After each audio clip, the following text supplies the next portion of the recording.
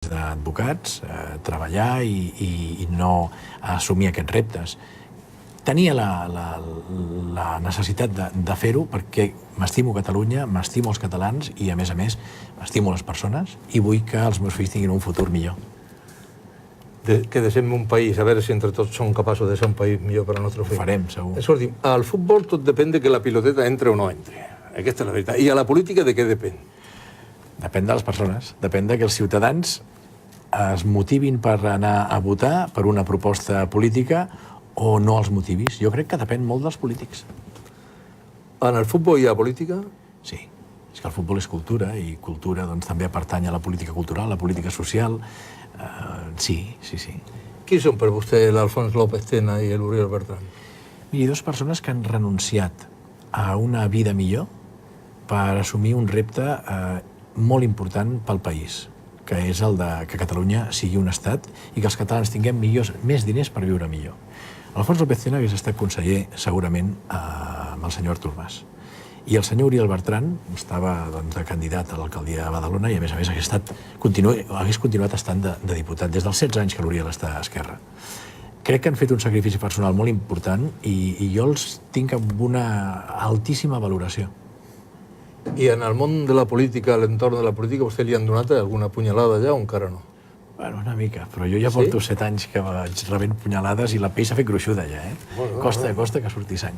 Però ha arribat ja algun dia que ha dit per què m'hi he posat amb això? Home, hi ha moments de dificultat, sobretot quan veus que la família sempre tenen aquell punt de patiment, no? Perquè estàs exposat i sobretot els meus fills a vegades em poden arribar a dir que potser els hi hauria de dedicar més temps, no? Però parlant amb ells intento que entenguin que el seu pare està treballant i lluitant per ells. Escolti, si les coses no van com vostè creu que han d'anar, ell està disposat a aguantar l'oposició? Sí, a mi el que em servirà, suposo, el Parlament és per divulgar els avantatges de que Catalunya sigui un estat. Si no ho faig proclamant la independència perquè no tinc els 68 diputats, amb els que tinguem, tant de bo siguin molts, estarem fent aquesta labor pedagògica de divulgació de tot el que va posant aquí i moltes més coses. El lema de Solidaritat Catalana és democràcia, benestar i estat propi. Sí. És un dels lemes que tenim ara a la campanya, a la prèvia. Fem la independència possible, la independència depèn només de nosaltres, i és benestar. Benestar pels catalans, un major benestar pels catalans, perquè les nostres famílies, avui per avui, han baixat amb la seva renda disponible.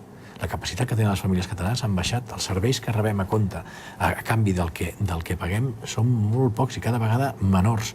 I aquí hem de lluitar per les nostres famílies que tinguin possibilitats d'èxit a la vida, que disposin de més recursos, per tant, de més diners per viure millor. Segurament que tot el seu programa, el primer i el més prioritari és que una Catalunya independent, i a partir d'aquí el que vingui, però la prioritat és la independència del país. A veure, jo crec que la independència és el procés que hem de seguir, però l'important és construir el millor estat del món. I aquí hem de vincular aquesta il·lusió col·lectiva a tots els homes i dones de Catalunya, com li deia abans, no? I a tots els col·lectius, els pensionistes, els estudiants, els joves, els més grans, els treballadors, els empresaris, els immigrants. O sigui, crec que hi ha un col·lectiu d'immigració que ens ha permès. Per mi el mestissatge ens ajuda, és diversitat, és prosperar a nivell cultural, a nivell de conèixer altres maneres de ser, altres maneres de pensar. I aquestes persones les hem de vincular a aquest projecte col·lectiu. Hi ha un país que és dels primers països del món, que és els Estats Units, i tothom ha de ser americà. Aquí tothom s'ha de sentir català perquè entre tots farem el millor estat del món. I en l'estat català només hi haurà una llengua, el català? A l'estat català hi haurà les llengües que vulguin parlar els seus ciutadans. O sigui, jo crec, el meu imaginari d'un estat tindrem, doncs, una Catalunya políglota. Evidentment, amb recursos, el que sí que es pot fer, quan disposes de més recursos, que és el que ens donarà una Catalunya com un estat dins de la Unió Europea, ens permetrà fer polítiques de que tothom tingui accés a conèixer la llengua. El català serà la llengua pròpia de Catalunya, però aquí tothom es podrà expressar amb la seva llengua, perquè tothom tindrà la possibilitat d'escollir la llengua que vulgui dins del seu entorn, perquè les polítiques educatives aniran destinades a això.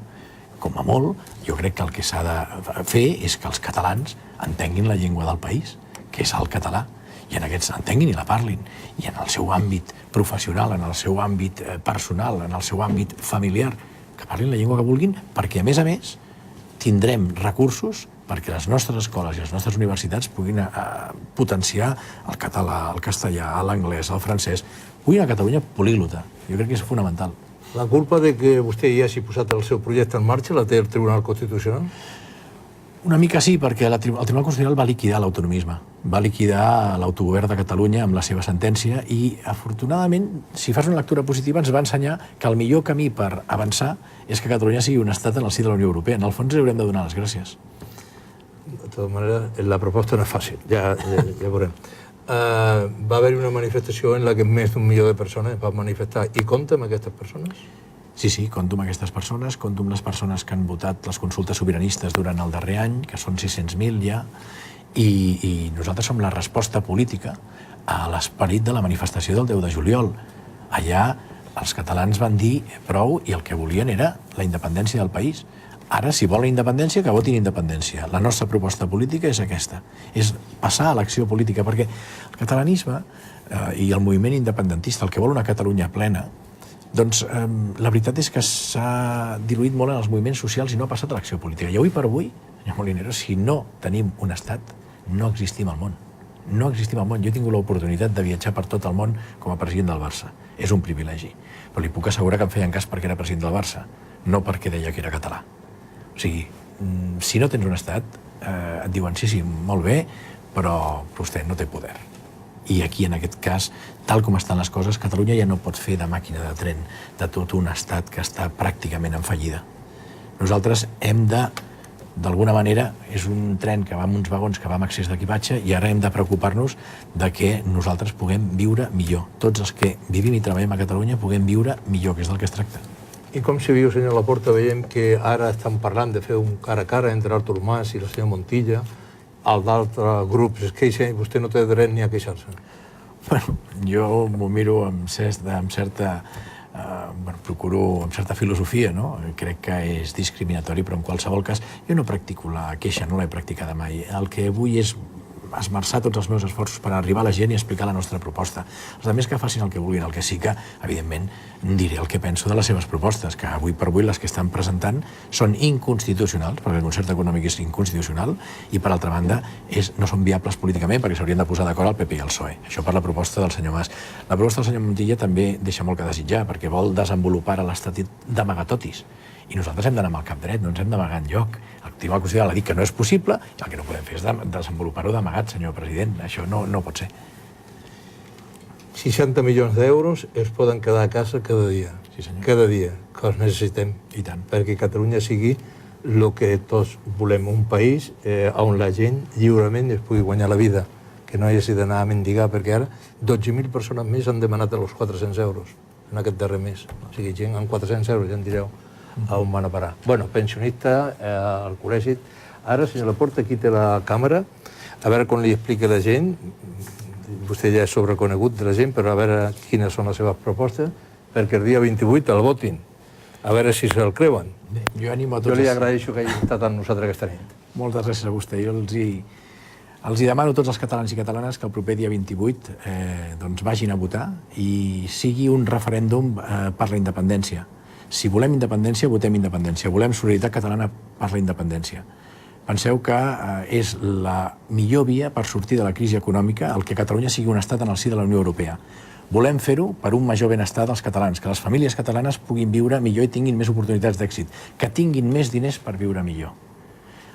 Mireu, tenim tot el dret a exercir el nostre dret a l'autodeterminació, tenim tot el dret a la recerca de la felicitat, allò tan bonic que diu la Declaració d'Independència americana, i el que sí que us animem és això, que si veritablement voleu viure millor, doncs feu tot el possible per defensar el que és nostre. I aquí ho dic a tots els catalans, als homes i dones de Catalunya, a tots els que fa generacions que viuen aquí, com els que han vingut a llaurar-se un futur, a crear-se un futur. En aquest sentit, doncs, crec que tots hem de participar d'aquesta il·lusió col·lectiva i us animo a que tots plegats comencem a escriure els millors anys de la història de Catalunya, els millors anys de la nostra vida. Moltíssimes gràcies.